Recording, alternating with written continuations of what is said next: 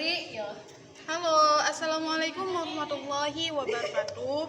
Saya Ade Mulyati, mahasiswi semester 4, Program Studi Pendidikan Bahasa dan Sastra Indonesia.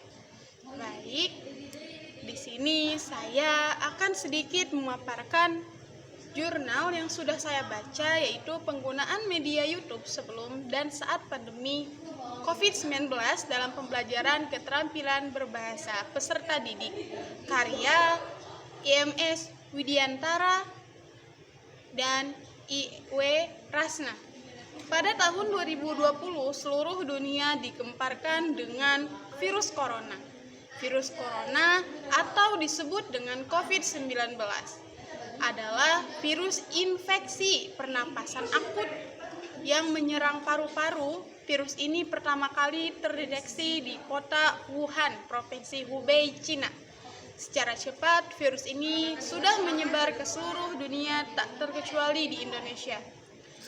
Salah satunya, YouTube dapat dijadikan salah satu media pembelajaran yang dapat menunjang keberhasilan belajar siswa, karena terdapat berbagai macam video-video mengenai pendidikan. Pemanfaatan YouTube sebagai media pembelajaran bertujuan untuk menciptakan kondisi dan suasana pembelajaran yang menarik, menyenangkan, dan interaktif. Salah satu kegiatan pembelajaran yang menjadikan YouTube sebagai media pembelajaran adalah keterampilan berbahasa peserta didik. Keterampilan berbahasa adalah kemampuan yang dimiliki seseorang untuk menggunakan bahasa. Keterampilan berbahasa meliputi keterampilan menyimak, keterampilan berbicara, keterampilan membaca, dan keterampilan menulis. Keempat keterampilan berbahasa ini sangat menunjang kemampuan berbahasa peserta. Keterampilan menyimak adalah proses kegiatan mendengarkan lambang-lambang lisan dengan penuh pemahaman untuk memperoleh informasi. Menurut Kurnia, menyimak adalah suatu proses penerimaan pesan, gagasan, pikiran, atau perasaan, dan selanjutnya memberikan respon terhadap pesan, gagasan, pikiran, atau perasaan. Kegiatan menyimak memiliki arti mendengarkan dengan penuh pemahaman dan perhatian. Menyimak sebagai salah satu kegiatan berbahasa merupakan keterampilan yang cukup besar dalam aktivitas berkomunikasi dalam kehidupan manusia. Selalu dituntut untuk menyimak baik di lingkungan keluarga, sekolah, maupun masyarakat. Keterampilan berbicara adalah seni berkomunikasi lisan yang dimiliki oleh seseorang. Dengan mempunyai keterampilan berbicara, pesan yang ingin disampaikan secara lisan akan tersampaikan dengan efektif dan efisien yang menjadikan komunikasi orang lain menjadi lebih baik.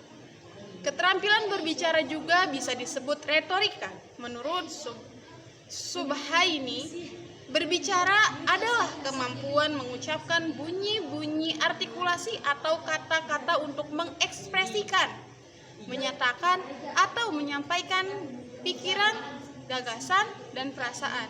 Menurut Ilham, berbicara secara umum dapat diartikan sebagai suatu penyampaian, maksud, atau ide, pikiran, dan isi hati seseorang kepada orang lain dengan menggunakan bahasa lisan. Setelah keterampilan berbicara, salah satu keterampilan berbahasa yang perlu diperhatikan oleh peserta didik adalah keterampilan menulis. Menulis adalah kegiatan yang dilakukan oleh seseorang untuk menyampaikan suatu pikiran mengenai suatu hal yang dituangkan melalui bahasa tulis. Menurut Murina, menulis merupakan kemampuan yang memiliki beberapa komponen, mulai dari hal sederhana seperti memilih kata, merakit kalimat, merakit paragraf, hingga menjadi sesuatu yang utuh. Menulis sangat penting bagi pendidikan karena pelajar akan merasa mudah dan nyaman. Dalam berpikir secara kritis, menulis dapat memberikan kemudahan kepada peserta didik untuk merasakan dan menikmati hubungan, memperdalam daya tangkap atau persepsi, memecahkan masalah-masalah yang dihadapi, menyusun urutan bagi pengalaman. Selain keterampilan menyimak, berbicara, dan menulis, terdapat pula keterampilan berbahasa yang tidak kalah penting dengan ketiga keterampilan berbahasa tersebut. Adalah keterampilan membaca. Membaca adalah kegiatan yang dilakukan seseorang untuk memaknai sesuatu hal yang ada di dalam sebuah tulisan. Menurut Muhsyanur, membaca merupakan perbuatan yang dilakukan berdasarkan kerjasama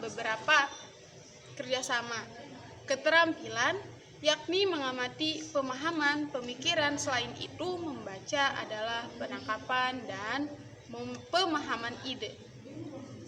Aktivitas pembaca yang diiringi dengan curahan jiwa dalam menghayati tulisan.